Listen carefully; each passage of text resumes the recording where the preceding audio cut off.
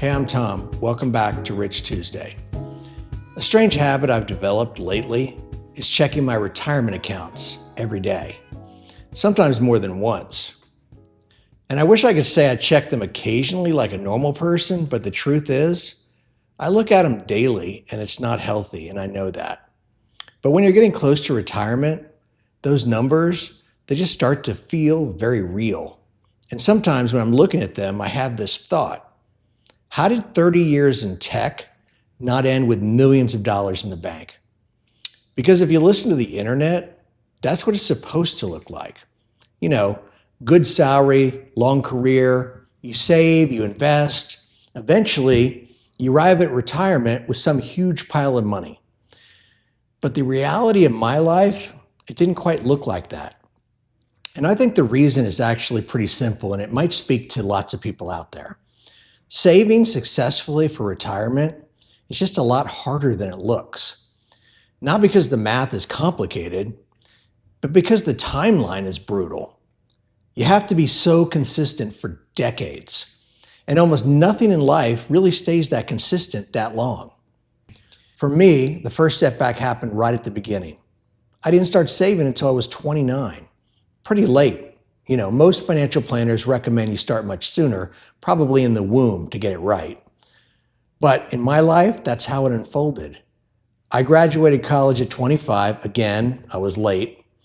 My parents were middle class, but they struggled with debt, so there wasn't any launch support for me. There was no help getting started. When I left school, I had student loans, I had credit card debt, and I had to buy everything: a bed, kitchen silverware, furniture, all the basics of adult life, and those went on credit cards. My first job was an engineering job at a big tech company. You know, that sounds impressive, but the salary back then, $32,000. And for the first few years, saving for retirement wasn't even on my radar. I was just trying to pay off my debt. It took until age 29, year 4 of my career, before I even contributed my first dollar to a 401k. From that point forward, I did what everyone said to do. I contributed 10%, pretty much every single year. And I did not touch it. I didn't take it out for anything. I just let it sit there and grow. At the time, that felt like the responsible thing to do, like that's all I needed to do. But there was something about my situation I didn't fully understand at the time, and I do now. I was saving for 2 people because my ex-wife had lower paying jobs and none of them had retirement plans. She actually saved nothing during the course of our marriage. That meant my 10% was actually supposed to fund 2 retirements. I mean, looking back, of course I should have saved more, but I just didn't realize it at the time. I thought 10% was responsible enough, and that's what people did. Later on, my life took another turn. After 20 years in tech, I was just burned out, which anyone who's spent decades in that industry, they'll understand. So I stepped away. I spent half a year getting certified to be a teacher. And then I spent 4 years in a classroom. My first year teaching, I made $51,000. By the 4th year, I was making $53,000. So effectively, I got about a $500 raise in between each year. During those years, I really wasn't contributing to anything other than my teacher retirement system. But because I didn't stay long enough to qualify for the pension, I eventually just cashed that money out. So 4 years of working as a teacher, and the payout was about $16,000. For perspective, last year alone, working in tech, I contributed $34,000 to my 401k. That's the difference between a teaching salary and a tech salary. But the biggest setback came from something many people experience: divorce.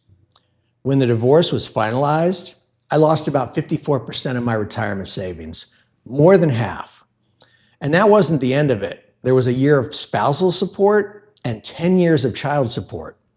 And when I went into teaching, the courts, they wouldn't reduce my child support because technically I had voluntarily taken a lower paying job, or at least that's what they said. I'm not bitter about it. I'm just explaining how it worked. Well, maybe I'm a little bitter about it, but financially, those teaching years, They were hard years. 4 years ago, when I was about to return to tech from teaching, I remember looking at my retirement numbers, and I felt something close to panic. After decades of working, the total was about $280,000, which isn't nothing, but it's also not anywhere close to what people imagine after 30 years working in high tech. In fact, it felt embarrassing to me, like I had somehow failed the assignment. The last 4 years, as I've worked in tech, they've really helped. I've saved aggressively, the market cooperated, and my numbers have almost doubled since then. That's a huge relief. But the interesting thing is, even when the numbers look better, retirement planning, it still doesn't feel simple to me, because saving for retirement, it's not just math. Let's face it, it's psychology. There's a strange tension once you get close to retirement, because every dollar you spend, it feels like it might be stealing from your future self. When you're younger, spending money doesn't feel that serious, but later in life, every purchase I question. Do I really need this? Can I afford it? Am I putting my future self at risk?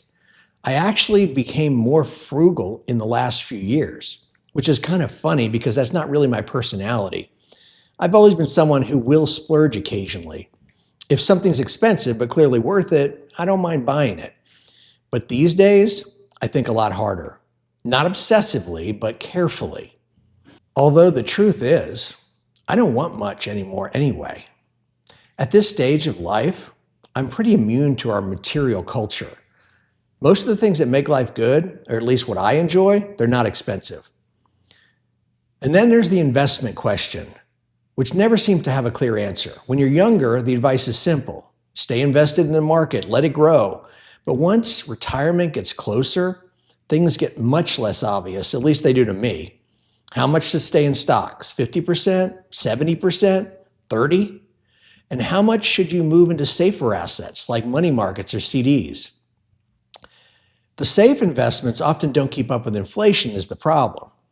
But the investments that beat inflation can feel too risky when you're no longer earning a paycheck. So you kind of sit in the middle, looking at your Fidelity account, wondering if you're doing it right. And then there's the biggest uncertainty of all, time. We don't know how long we're going to live. Financial planners say to plan for 90, which means your savings might need to last 30 years. It seems ridiculous, really, but that's what you have to plan for. Sure, you might die at 68, but nobody knows. And that uncertainty, it makes every financial decision harder. For me, there's one more thing I think about, my kids. The world feels harder for young adults now than it did when I was starting out. Housing is crazy expensive. Education is crazy expensive. Everything feels more fragile to me. So one of the things that matters most to me is having enough financial stability to help them when they need it in the future. Because sometimes the world, it doesn't give people much help. And I want to be able to step in when it really counts. When I look back at the last 30 years, I can see the mistakes I made. I started too late. I probably should have saved more than 10%. And then there's the curveballs life threw at me. But I also see something else. Saving for retirement, it's just hard. Not because people are so irresponsible, but because the process, it just requires an almost impossible level of consistency. Decades of discipline, no major setbacks, smart investing all the way, and a little bit of luck doesn't hurt either. Which brings me back to the idea behind this channel, Rich Tuesday. Because if we spend 40 years obsessing about the future, it's just easy to forget something really important. Most of life, it just happens on ordinary days. Not retirement day, not some perfect future moment, just regular Tuesdays. And the interesting thing I've learned is that the things that make a Tuesday feel rich, they're just usually not expensive. They're small things. Time, conversation, curiosity, being present in your own life. Those are the things I want to build more of now, even while I'm still figuring out the numbers. Because the goal of retirement planning isn't just financial security. It's building a life that actually feels worth living, even on an ordinary Tuesday. If this resonates with you, please subscribe. I've got a lot more to say. There's more to come. I'll see you in the next one. Thank you.